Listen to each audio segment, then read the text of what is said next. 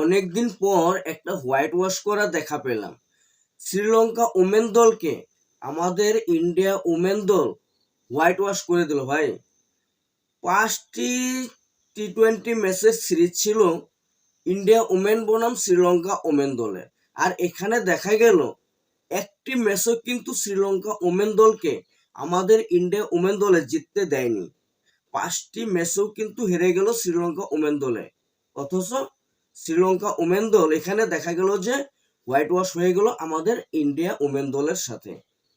অনেক সুন্দর পারফরমেন্স, এত সুন্দর পারফরমেন্স করেছে আমাদের ইন্ডিয়া ওমেন দলে, মানে কি বলবো তোমাদেরকে, অসাধারণ অসাধারণ একটি সিরিজ খেলেছে আমাদের ইন্ডিয়া ওমেন দল।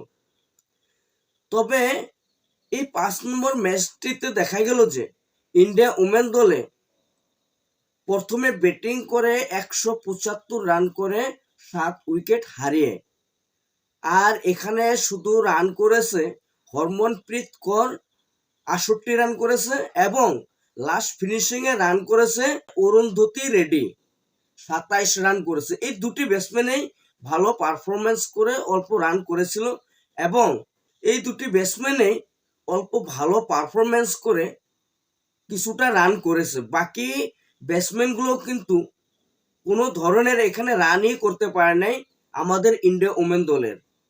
আমি তো ভেবেছিলাম যে ম্যাচটা হয়তো ইন্ডিয়া ওমেন দল শ্রীলঙ্কার সাথে হেরে যাবে, কিন্তু 15 রানের জন্য কিন্তু ম্যাচটি ইন্ডিয়া ওমেন দল জিতে গেল। অসাধারণ, কি বলবো, মানে বোলিং এর বাহাদুরিতে দেখা গেল যে ম্যাচটি কিন্তু ইন্ডিয়া ওমেন দল জিতে গেল। তবে শ্রীলঙ্কা ওমেন দলের ব্যাটসম্যানরাও কিন্তু ভালো পারফরমেন্স করেছে দুটি ব্যাটসম্যানে, কিন্তু যে হিসাবে রান করছে এই দুটি ব্যাটসম্যানে, ওই হিসাবে শ্রীলঙ্কা ওমেন দলের এই ম্যাচটা জেতার কথা ছিল। যেমন কি এখানে হাসিনী পেরেরা 65 রান করেছে। দ্বিতীয়তে দেখা গেল যে এখানে ইমেশা দুলনি 50 রান করেছে, মানে দুটো ব্যাটসম্যানে 50-50 রান করেছে, হাফ সেঞ্চুরি করেছে। তারপরেও দেখা গেল যে শ্রীলঙ্কা ওমেন দল আমাদের ইন্ডিয়া ওমেন দলের সাথে মাত্র 15 রানের জন্য ম্যাচটি হেরে গেল।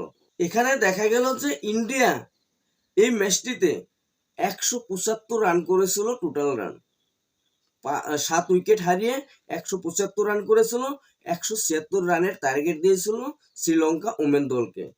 তবে শ্রীলঙ্কা ওমেন দল কিন্তু 160 রানের মধ্যে 7 উইকেট হারিয়ে ফেলে এবং ওভার শেষ করে ফেলে, যার জন্য ম্যাচটি কিন্তু 15 রানের জন্য ইন্ডিয়া ওমেন দলের সাথে হেরে যেতে হয়েছে। অসাধারণ পারফরমেন্স, অসাধারণ, মানে ইন্ডিয়াকে কি বলবো, ইন্ডিয়া ওমেন দলকে মানে কি দিয়ে যে ধন্যবাদ জানাবো সেটা আমি বুঝতে পারছি না, কিন্তু খুব সুন্দর পারফরমেন্স করছে 5টি ম্যাচে।